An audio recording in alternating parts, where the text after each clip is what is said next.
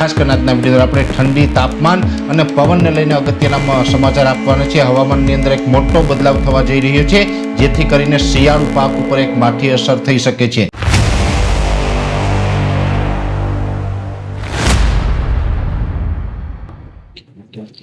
નમસ્કાર મિત્રો, વેધર ઇન્ફોર્મેશનમાં આપનું સ્વાગત છે અને હું છું પરેશ। ખાસ કરીને આજના વિડીયોમાં આપણે ઠંડી તાપમાન અને પવનને લઈને અગત્યના સમાચાર આપવાના છે। હવામાનની અંદર એક મોટો બદલાવ થવા જઈ રહ્યો છે, જેથી કરીને શિયાળુ પાક ઉપર એક માઠી અસર થઈ શકે છે।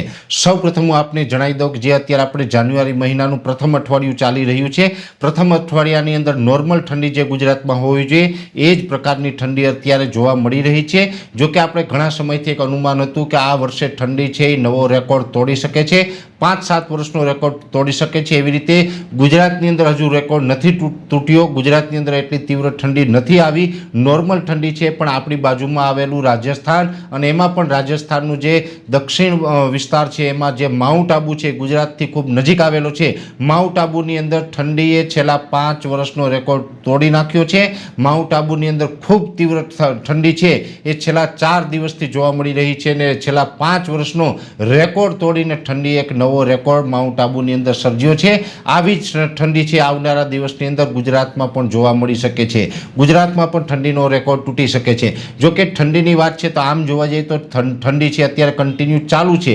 આવનારા 3 દિવસ માટે ઠંડીમાંથી 1 થી 2 ડિગ્રીની રાહત મળી શકે છે। જે દિવસ હશે 8, 9 અને 10 જાન્યુઆરી, 8, 9 અને 10 જાન્યુઆરી 3 દિવસ સુધી ઠંડીમાં 2 થી 3 ડિગ્રી સુધીનો ઘટાડો થશે। એટલે તાપમાન ઊંચું આવવાનું છે, તાપમાન વધવાનું છે। અત્યારે ઠંડી છે યથાવત રહેવાની છે, પણ 8, 9 અને 10 તારીખે એમ 3 દિવસ એવા હશે કે જેમાં તાપમાન થોડુંક વધી જશે અને ઠંડીના પ્રમાણમાં ઘટાડો થશે। 11 તારીખથી ફરીથી પાછી ઠંડી કન્ટિન્યુ જોવા મળશે। 11 તારીખથી જે ઠંડી કન્ટિન્યુ જોવા મળશે એમાં પછી સમય આવતા ઠંડીમાં વધારો પણ થઈ શકે છે।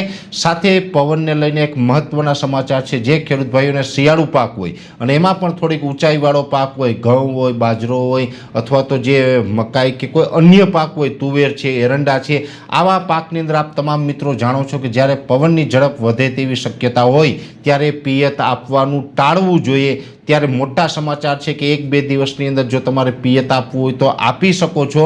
9 તારીખથી 9 જાન્યુઆરી 2026થી પવનની ઝડપમાં વધારો થઈ શકે છે।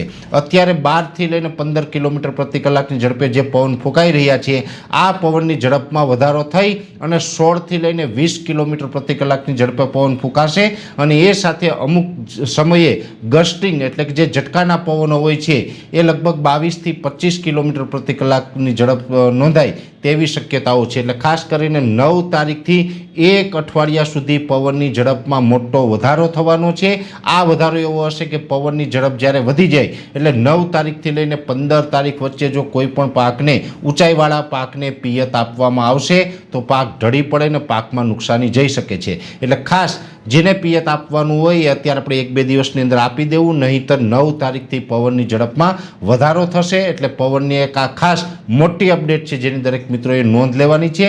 ઠંડી, તાપમાન અને પવન સિવાય બીજા પણ સમાચાર એ છે, આમ જોવા જઈએ તો રાજ્યના અનેક વિસ્તારની અંદર ઝાકળ વર્ષા છે એ છેલ્લા ઘણા દિવસથી આપણે જોવા મળી રહી છે। આમ તો સામાન્ય રીતે જ્યારે પણ ઝાકળ એટલે કે જે ધુમ્મસ હોય, ડ્યુ હોય છે, એનું પ્રમાણ જ્યારે પણ જોવા મળે ત્યારે 2-3 દિવસ વધીને 4 દિવસ એ પછી એ વિખાઈ જતું હોય છે, ઝાકળ આવવાનું બંધ થઈ જતું હોય છે। પણ આ રાઉન્ડ છે એ લાંબો ચાલી શકે છે। અત્યારે પણ ઘણા વિસ્તારની અંદર વહેલી સવારે જે ઝાકળ જોવા મળી રહ્યો છે એ આવનારા દિવસમાં યથાવત રહેશે। ચોક્કસથી વાત છે, અમુક વિસ્તારની અંદર ઝાકળના પ્રમાણમાં વધારો અથવા તો ઘટાડો થઈ શકે છે, પણ છૂટાછવાયા સીમિત વિસ્તારોની અંદર ઝાકળનું પ્રમાણ છે એ યથાવત રહેશે। હમણાં ઝાકળમાંથી રાહત નહીં મળે જેની દરેક મિત્રોએ નોંધ લેવાની છે। એટલે પવન, ઠંડી, તાપમાન અને ઝાકળ વર્ષા વિશેની ખૂબ અગત્યની માહિતી હતી મેં આપના આ વિડીયોના માધ્યમથી આપવાનો પ્રયત્ન કર્યો છે।